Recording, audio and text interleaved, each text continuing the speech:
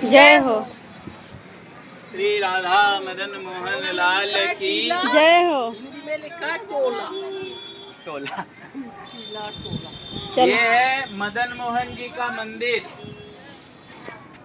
सभी इधर आ जाओ। वृंदावन के 3 ठाकुर, गोविंद जी, गोपीनाथ जी और राधा मदन मोहन लाल। ये है तीनों ठाकुर 5000 साल से ज्यादा पुराना। जब भगवान द्वापर युग में गए, भगवान के प्रपौत्र, भगवान के पौत्र के पुत्र श्री वज्रनाभ जी, उन्होंने ये 3 मूर्ति बनवाया था। संतों से दिखवाया था और भगवान के जो 16,100 पत्नियां थी उन्हें दिखाया था। पहले बने थे हमारे मदन मोहन जी, और मदन मोहन जी को दिखाया भगवान के पटरानियों को, तो बोले हाँ ये तो हमारे ठाकुर जी जैसे हैं, लेकिन इनका जो चरण है ये पूरा ठाकुर जी के जैसा ही है।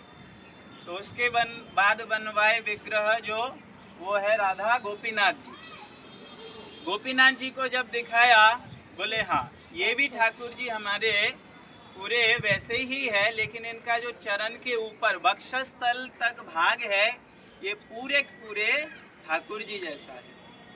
उसके बाद बनवाए श्री गोविंद देव जी, और गोविंद देव जी को जब देखा तो पटरानियों ने अपना घूंघट लगा लिया, ये तो हमारे ठाकुर जी जैसे ही साक्षात स्वरूप है। तो ये 3 मूर्तियाँ उस समय बने थे। और मदन मोहन जी इधर प्रकट किया श्री सनातन गोस्वामी जी ने 500 साल पहले। महाप्रभु के पार्षद हमारे ब्रज लीला में जो सखी है, मंजरी है, वो सनातन गोस्वामी पाद जी ने इधर मदन मोहन जी को प्रकट किया।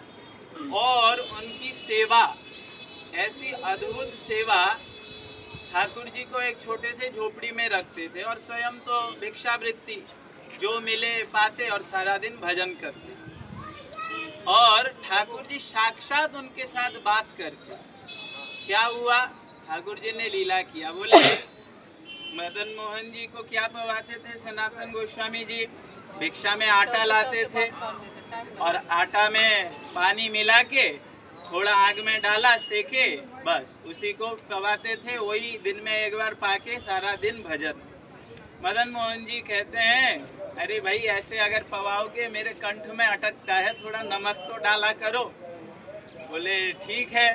सनातन गोस्वामी पाद ने क्या कहा, आप तो राज राजेश्वर है, आज नमक मांग रहे हो, कल घी मांगोगे, फिर मिठाई मांगोगे। मैं तो भिखारी, भिक्षावृत्ति से भजन करने वाला साधु बाबा जी कहाँ से लाऊंगा। तुम्हारी इच्छा हो तो तुम खुद व्यवस्था कर लो। बस ठाकुर जी को तो परमिशन चाहिए था, लीला है ठाकुर जी की, परमिशन मिल गया। अब ठाकुर जी ने लीला रचा। क्या ये जमुना जी अभी तो इतनी सी दिख रही है, दिल्ली में बात पड़ गया। उस समय विशाल, यहाँ तक यमुना जी थी, बड़े बड़े जहाज चलते थे। इधर इस तरफ से विशाल एक जहाज आ रहा था जिसमें पूरा नमक भरा हुआ था, और इधर आके वो अटक गए। ठाकुर जी की लीला, ठाकुर जी ने अटका दिया। अब जब अटका, वो क्या करे, बहुत चेष्टा किया लेकिन वो खुला ही नहीं। तब तीर में ठाकुर जी आ गए, ग्वाल वेश धर के। बोले इधर एक बाबा रहते हैं, उनके पास जाओ, सब ठीक कर देंगे, वो सिद्ध बाबा है। वो कौन है बाबा, कौन है बाबा, जहाज का मालिक ढूंढने लगा। मिल गए सनातन गोस्वामी जी। बोले बाबा कृपा कर दो, जहाज अटक गया है, अगर ये ठीक हो जाए तो तुम्हारे ठाकुर जी के लिए मैं विशाल मंदिर बनवाऊंगा।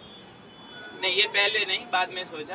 तो सनातन गोस्वामी पाद बोले तुमको किसने कहा, मैं कोई सिद्ध बाबा नहीं हूँ, ये हमारे ठाकुर जी है, उनके पास जाओ, जो वो प्रार्थना करना है उनके पास करो। ठाकुर जी के पास जब गए, देखे ये तो वही है जो इधर आए थे, एक ही जैसे हैं, समझ गए यही आए थे। तो ठाकुर जी से प्रार्थना की, प्रभु कृपा करो, अगर ये जहाज ठीक हो जाए, इसका माल बेच के जो धन आएगा तुम्हारे लिए मंदिर बनवाऊंगा। और ठाकुर जी ने चमत्कार किया, जहाज तो अटकना बंद हो गया, ठीक हो गया, और नमक भरा जहाज में सब कपूर हो गया। कहाँ नमक का दाम और कहाँ कपूर का दाम। तो पूरा कपूर उसने आगरा में बेचा और उसका जो धन था ये आज भी 500 साल वर्ष पुराना ये मंदिर बनवाया। और ये मंदिर कहते हैं उस समय सबसे ऊंचा था, वृंदावन के सबसे प्राचीन मंदिर है और टीला के ऊपर है। और सबसे ऊंचा मंदिर आगरा यहाँ से 60-70 किलोमीटर दूर, आगरा आज से 200-250 साल पहले जब औरंगजेब का शासन, तो उसने ये मंदिर तोड़वा दिया। वृंदावन के और भी हमारे बहुत धार्मिक स्थानों को तोड़वाया, तो ये आज भी भग्न अवशेष, वो भंगा टूटा जो हुआ है, इसका ऊपर ऐसा प्रदीप लगाया जाता था कि वहाँ से दिखता था, वो उसको सहन नहीं हुआ हिंदुओं के मंदिर में इतना, तो उसने ये तोड़वाया। बाद में हमारे वृंदावन के बहुत से ठाकुर जी जयपुर चले गए, बहुत लीला है। बोलो राधा मदन मोहन लाल की जय, राधा गोविंद देव भगवान की जय।